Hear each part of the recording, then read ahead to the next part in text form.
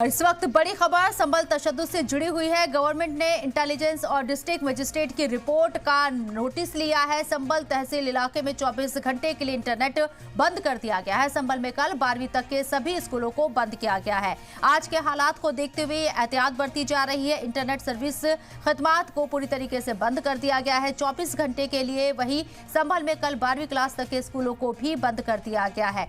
संभल में हालात पूरी तरीके से अमन परस्त हो, इसके लिए कोशिशें की जा रही हैं, लेकिन जिस तरीके के हालात संभल में अभी नजर आ रही हैं, किसी भी तरह की सिचुएशन से निपटने के लिए इंतजामिया पूरी तरीके से अलर्ट है और इन तमाम चीजों को देखते हुए ये अहकामात जारी किए गए हैं। साथ ही साथ आपको बता दें, इंटरनेट को लेकर खास सख्ती दिखाई गई है। 24 घंटे के लिए इंटरनेट खदमात को बंद कर दिया गया है। 12वीं क्लास तक के स्कूलों को भी बंद कर दिया गया है।